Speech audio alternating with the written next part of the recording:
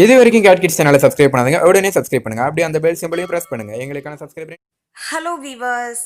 சீனா கொஞ்சமும் எதிர்பார்க்காத விஷயம் ஒன்றை பிரான்ஸ் நாடானது தற்போது செய்ய துணிந்து இருக்கிறது. இந்தியாவிற்கு ஐநாவின் பாதுகாப்பு கவுன்சிலில் நிரந்தர இடம் கிடைக்க ஆதரவு அளிப்போம் என்று பிரான்ஸ் ஆனது அறிவித்து உள்ளது. இந்தியாவில் வெளியுறவு கொள்கை நாளுக்கு நாள் வலிமையடைந்து கொண்டே செல்கிறது என்றுதான் கூற வேண்டும். அமெரிக்காவுடன் நெருக்கம், ஜப்பான் உடன் இராணுவம் ரீதியான ஒப்பந்தம், இஸ்ரேல் உடன் உடன்படிக்கை, ரஷ்யாவுடன் நட்பு என்று இந்தியாவின் வெளியுறவு கொள்கை மிக வலுவான ஒன்றாக உருவெடுத்து உள்ளது.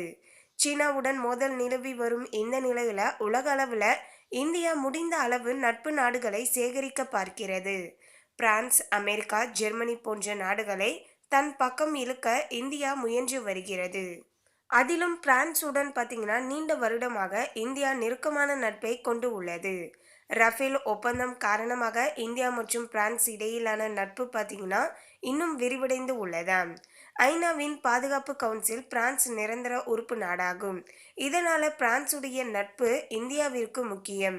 அதே போல போர் வரும் பட்சத்தில் பிரான்சிடம் இருந்து வேகமாக இந்தியா ஆயுதங்கள், போர் கருவிகளை எல்லாமே வாங்க முடியுமாம். இந்தியா மற்றும் பிரான்ஸ் நட்பு மிகவுமே நெருக்கம் அடைந்துள்ள நிலையில இந்தியாவிற்கு ஐநாவின் பாதுகாப்பு கவுன்சிலில் நிரந்தர இடம் கிடைக்க ஆதரவு அளிப்போம் என்று பிரான்ஸ் ஆனது அறிவித்து உள்ளது. அதன்படி நேற்றைய முன்தினம் இந்தியா வந்த பிரான்ஸ் பாதுகாப்புத்துறை அமைச்சர் புளோரன்ஸ் பார்லி இந்த அறிவிப்பை வெளியிட்டு இருக்கிறார். இந்தியா மற்றும் பிரான்ஸ் நட்பு என்பது கல்லை போல உறுதியானது. பல வருடங்களாக நாங்கள் நெருங்கிய நட்பு நாடுகளாக இருக்கிறோம். இந்தியா எங்களுக்கு உதவி இருக்கிறது. கொரோனா காலத்துல எங்களுக்கு தேவையான மருந்துகளை இந்தியா தான் வழங்கியது. 2 நாடுகளுக்கு இடையிலான நம்பிக்கை மற்றும் உறவு அளப்பரியது. ரஃபேல் விமானங்களை இந்தியா பெற்றுக்கொண்டது மகிழ்ச்சி அளிக்கிறது. இந்தியா தற்போது தற்காலிக உறுப்பினராக ஐநாவின் பாதுகாப்பு கவுன்சிலில் இணைந்து உள்ளது. இந்தியாவிற்கு எங்களது வாழ்த்துக்கள். ஆனால் இந்தியா ஐநாவின் பாதுகாப்பு கவுன்சிலில் நிரந்தர உறுப்பினராக வேண்டும் என்பதே எங்களுடைய நோக்கம். இந்தியாவின் இந்த கோரிக்கைக்கு நாங்கள் ஆதரவு அளிக்கிறோம். ஐநாவில் பாதுகாப்பு கவுன்சிலில் இந்தியா நிரந்தர உறுப்பினராக சேர்வது மிக அவசியம் என்று பிரான்ஸ் குறிப்பிட்டு உள்ளது. இந்தியா ரஃபேல் விமானத்தை வாங்கியதை விட பிரான்சின் இந்த அறிவிப்பு தான் சீனாவை அதிர்ச்சியடைய வைத்துள்ளது. ஐநா பாதுகாப்பு கவுன்சிலில் இந்தியா நிரந்தரமாக இணைவதை பிரான்ஸ் ஆதரிக்கும் என்று சீனா கொஞ்சம் கூட நினைக்கவில்லை. பிரான்ஸ் இப்படி அறிவிக்க துணியும் என்று சீனா நினைக்கவில்லை. இந்தியா ஐநாவின் பாதுகாப்பு கவுன்சிலில் நிரந்தர உறுப்பினர் ஆவதை சீனா தான் தடுத்து வருகிறது. தனது வீட்டோ அதிகாரம் மூலம் சீனா தான் இதை தடுத்து வருகிறது.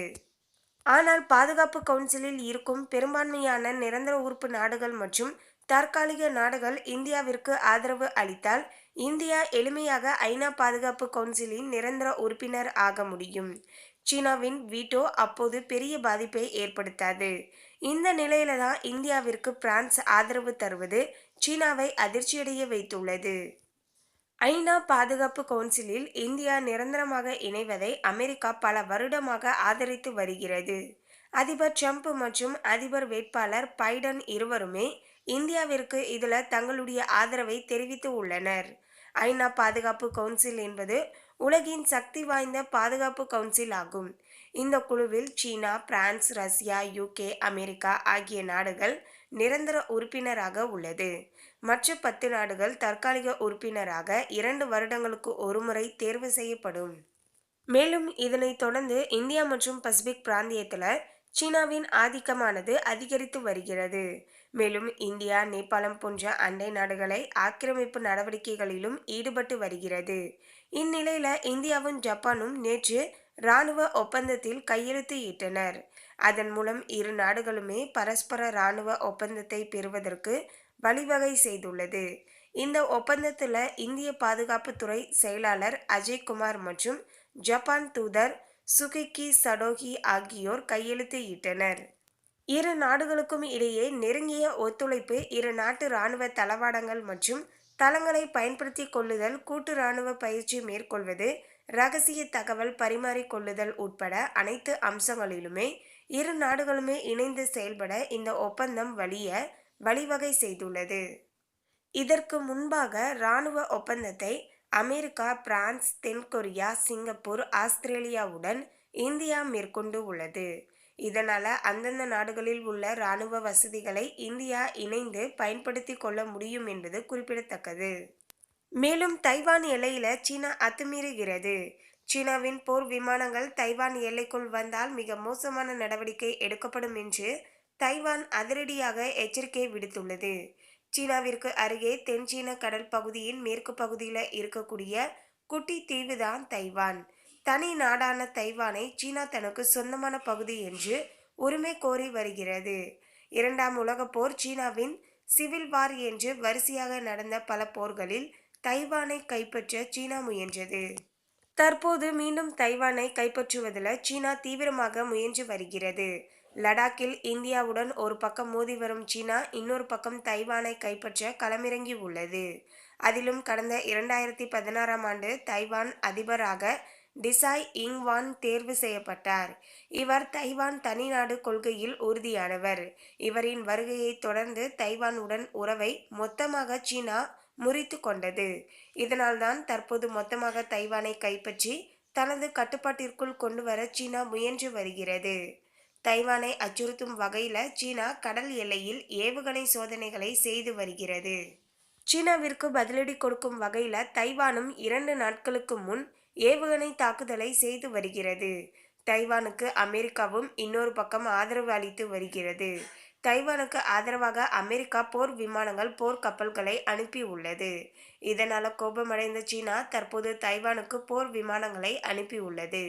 தைவான் எல்லைக்குள் நேற்று முதல் நாள் போர் விமானம் ஒன்று நுழைந்தது. அதன் பின் நேற்று 4 போர் விமானங்கள் தைவான் உள்ளே நுழைந்தது. சீனாவின் சுகோய் 30, J-20 போன்ற அதிநவீன விமானங்கள் தைவான் எல்லைக்குள் நுழைந்து தாக்குதல் அத்துமீற முயன்று இருக்கிறது.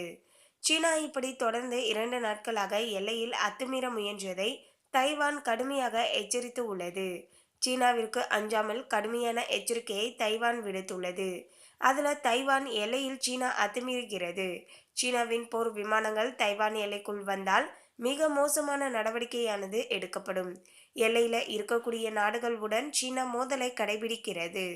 சீனாவின் போர் விமானங்கள் எங்களுடைய எல்லைக்குள் வந்தது. சீன போர் விமானங்கள் இனி தைவான் உள்ளே வந்தால் நடவடிக்கை எடுக்கப்படும். எங்களுடைய எல்லையை காக்க எதுவும் செய்ய தயாராக இருக்கிறோம். நீங்கள் கோட்டை தாண்ட நினைக்கிறீர்கள், தவறு செய்ய நினைக்கிறீர்கள். அது இனியும் நடக்காது. எங்களுக்கு அமைதி முக்கியம். எங்களுடைய நாட்டு மக்களை காக்க நாங்கள் எதுவும் செய்ய தயார் என்று சொல்லியிருக்கிறார். கடந்த 2 நாட்களாக சீனாவின் போர் விமானங்கள் எங்கள் தீவின் எல்லைக்குள்ள வந்து சென்று உள்ளது. இனியும் நாங்கள் பொறுக்க மாட்டோம். எங்களை குறைத்து மதிப்பிட வேண்டாம். சீனா அனைத்தையுமே நிறுத்த வேண்டும். முக்கியமாக தென்மேற்கு வியட்நாமில் சீனா விமானப்படையை அனுப்புவதை கொஞ்சம் கூட ஏற்க முடியாது. உலக நாடுகளின் அமைதியை குலைக்கும் வகையில சீனா செயல்படுகிறது என்று தைவான் எச்சரிக்கை விடுத்துள்ளது. இந்த நிலையில தைவான் தற்போது தனது எல்லையில போர் விமானங்களை குவித்து உள்ளது. அதே போல போருக்கு தயாராகும்படி தனது நாட்டு இராணுவத்திற்கு தைவான் பாதுகாப்புத்துறை உத்தரவிட்டு உள்ளது. மேலும் இந்த தகவலை பற்றிய உங்களுடைய கருத்தை கமெண்ட்ல பதிவு பண்ணுங்க. இந்த தகவல் உங்களுக்கு பிடிச்சிருந்தா லைக் பண்ணுங்க, ஷேர் பண்ணுங்க. இது போன்ற சுவாரஸ்யமான தகவலை தெரிந்து கொள்ள சேனலை சப்ஸ்கிரைப் பண்ணுங்க. தேங்க்யூ.